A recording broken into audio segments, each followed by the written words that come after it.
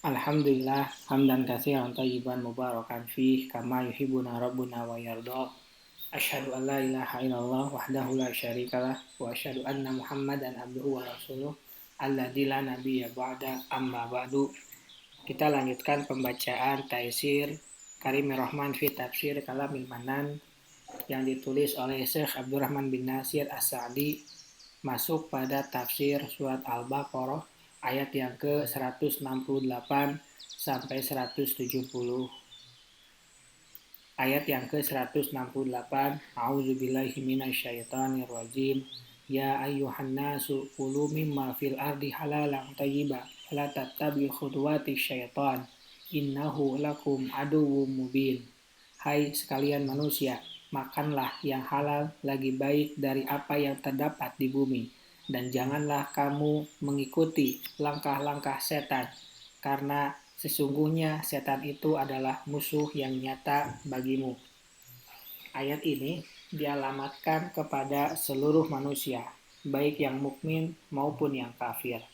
Allah telah memberikan karunia kepada mereka dengan memerintahkan kepada mereka untuk makan dari seluruh yang ada di bumi, seperti biji-bijian, hasil tanaman, buah-buahan, dan hewan dalam keadaan halalan yang halal, yaitu yang telah dihalalkan buat kalian untuk dikonsumsi, yang bukan dari rampasan maupun curian, bukan pula diperoleh dari hasil transaksi bisnis yang diharamkan, atau dalam bentuk yang diharamkan, atau dalam hal yang membawa kepada yang diharamkan. Thayyiban, lagi baik, maksudnya bukan yang kotor seperti bangkai, darah, daging babi, dan seluruh hal-hal yang kotor dan jorok. Ayat ini adalah dalil yang menunjukkan bahwa pada asalnya seluruh benda itu adalah boleh, hukumnya baik untuk dimakan maupun dimanfaatkan, dan bahwa hal-hal yang diharamkan darinya itu ada dua macam. Pertama, yang diharamkan karena zatnya, yaitu yang kotor, yang merupakan lawan dari yang baik atau thayyib. Kedua, diharamkan karena dikaitkan dengan sesuatu, yaitu yang diharamkan karena bersangkutan dengan hak-hak Allah atau hak-hak manusia, yaitu yang merupakan lawan dari yang halal. Ayat ini juga sebagai dalil bahwa makan dengan kadar untuk memenuhi fitrah adalah wajib, dan akan berdosa orang yang meninggalkannya dengan dasar makna perintah yang jelas dari ayat tersebut. Lalu, ketika dia memerintahkan untuk mengikuti apa yang telah diperintahkan kepadanya, yang merupakan inti dari kemaslahatan mereka, maka dia melarang mereka untuk mengikuti khutuwati syaiton, langkah-langkah setan. Maksudnya, jalan-jalan yang ia perintahkan, yaitu seluruh kemaksiatan, baik kekufuran, kefasikan, dan kezoliman. Dan termasuk dalam hal itu juga adalah pengharaman unta yang diharamkan oleh kaum jahiliyah untuk mereka. Demikian juga sebaliknya, menikmati makanan-makanan yang diharamkan. Innahu lakum aduwwum mubin, sesungguhnya setan itu adalah musuh yang nyata bagimu. Maksud dari permusuhan itu adalah tidaklah ia memerintahkan kalian kecuali untuk mencurangi kalian, dan agar kalian menjadi penghuni-penghuni neraka. Rob kita tidak hanya cukup dengan melarang mengikuti langkah-langkah setan, hingga dia mengabarkan, dan dia adalah yang paling benar perkataannya tentang permusuhannya yang harus diwaspadai. Kemudian Allah juga tidak cukup sampai di situ saja, dia mengabarkan tentang perincian perkara yang menjadi target setan dalam godaannya, dan bahwasanya hal itu adalah perkara yang paling buruk dan paling besar kerusakannya. Allah berfirman di ayat yang ke-169, Innama ya'murukum bis-su'i wal fahsya'i wa an taqulu 'alallahi ma la ta'lamun. Sesungguhnya setan itu hanya menyuruh kamu berbuat jahat dan keji, dan mengatakan terhadap Allah apa yang tidak kamu ketahui. Innama ya'murukum bisu'i, sesungguhnya setan itu hanya menyuruh kamu berbuat jahat, yaitu keburukan yang merusak pelakunya. Dengan demikian, termasuk dalam hal itu adalah seluruh kemaksiatan.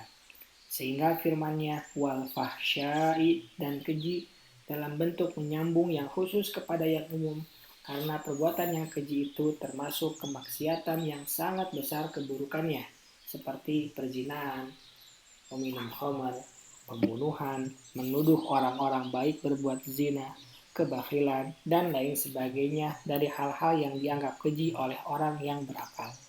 Wa taqulu 'alallahi ma la ta'lamun, dan mengatakan terhadap Allah apa yang tidak kamu ketahui. Termasuk dalam hal ini adalah mengatakan sesuatu terhadap Allah dengan tanpa dasar ilmu dalam syariat dan ketentuannya. Maka, barang siapa menyifati Allah Ta'ala dengan selain dari sifat-sifat yang dia tetapkan untuk dirinya, atau ditetapkan oleh Rasulnya untuk dirinya, atau menafikan sifat-sifat yang telah dia sifatkan untuk dirinya, atau menetapkan sifat-sifat yang telah dia nafikan dari dirinya, maka sesungguhnya ia telah mengatakan terhadap Allah dengan tanpa dasar ilmu. Barang siapa yang menyangka bahwa Allah memiliki tandingan dan patung-patung yang akan mendekatkan orang-orang yang menyembahnya kepada Allah, sesungguhnya ia telah mengatakan terhadap Allah dengan tanpa dasar ilmu. Barang siapa yang berkata, sesungguhnya Allah telah menghalalkan ini, atau mengharamkan yang itu, atau memerintahkan kepada ini, atau melarang dari yang itu tanpa ilmu, padahal tidak demikian, maka sesungguhnya ia telah mengatakan terhadap Allah dengan tanpa dasar ilmu. Dan barang siapa yang berkata bahwa sesungguhnya Allah telah menciptakan kelompok tersebut dari makhluk karena maksud kepentingan si fulan tanpa keterangan yang jelas tentang hal itu, sesungguhnya ia juga telah mengatakan terhadap Allah dengan tanpa dasar ilmu. Dan di antara hal yang paling besar dalam mengatakan terhadap Allah tanpa dasar ilmu adalah seorang menakwilkan firman Allah atau sabda Rasulullah Shallallahu Alaihi Wasallam terhadap beberapa arti yang dijadikan sebagai makna istilah bagi sekelompok orang dari kelompok-kelompok yang sesat. Kemudian ia berkata bahwa Allah menghendaki makna tersebut. Oleh karena itu, mengatakan terhadap Allah dengan tanpa dasar ilmu adalah termasuk dosa yang paling besar dan paling menyeluruh keharamannya, dan jalan setan yang paling jitu yang diserukan kepadanya. Inilah jalan-jalan setan dan para bala tentaranya yang menjadi sasaran seruannya. Mereka berusaha mengerahkan segala maka dan tipu daya mereka dalam memperdayai makhluk terhadap apa yang telah ditetapkan atasnya. Adapun Allah Ta'ala, sesungguhnya dia memerintahkan kepada keadilan, kebajikan, memberi nafkah sanak famili, dan melarang dari kekejian, kemungkaran, dan kesewenang-wenangan. Oleh karena itu, seorang hamba perlu memperhatikan seruan dan kelompok mana yang ia pilih.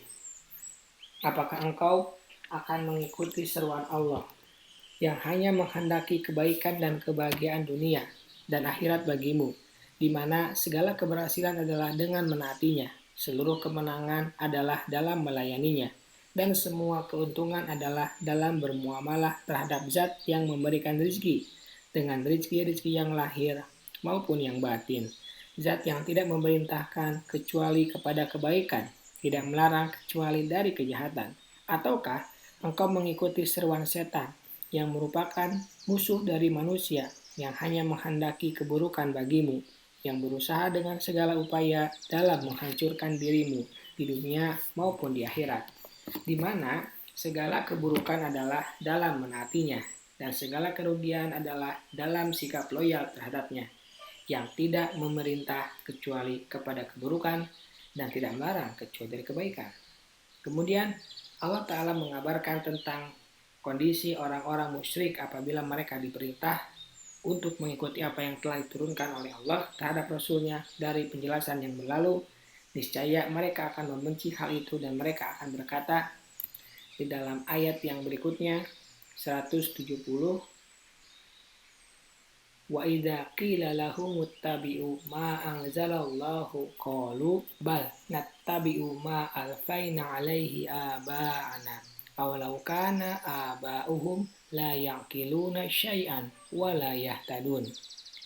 Dan apabila dikatakan kepada mereka, ikutilah apa yang telah diturunkan Allah, mereka menjawab, tidak, tetapi kami hanya mengikuti apa yang telah kami dapati dari perbuatan nenek moyang kami.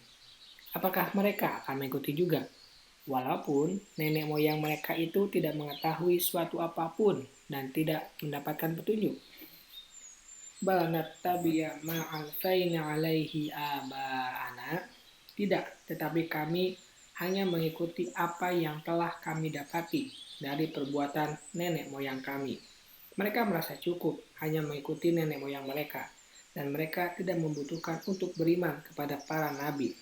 Padahal, nenek moyang mereka itu adalah orang-orang yang paling bodoh dan paling sesat.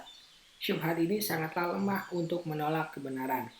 Ini semua adalah tanda tentang berpalingnya mereka dari kebenaran dan kebencian mereka terhadapnya, serta tidak adanya sikap adil pada mereka. Sekiranya mereka diberikan hidayah dan kehendak yang tulus, pasti kebenaran itulah yang menjadi target. Karena barang siapa yang menjadikan kebenaran itu sebagai targetnya, lalu menimbang-nimbang kebenaran itu dengan yang lainnya, akan jelaslah baginya kebenaran itu secara pasti. Lalu ia akan mengikutinya bila ia bersikap adil. Subhanaka Allahumma wa bihamdika asyhadu an la ilaha illa anta astaghfiruka wa atubu ilaik. Assalamualaikum warahmatullahi wabarakatuh.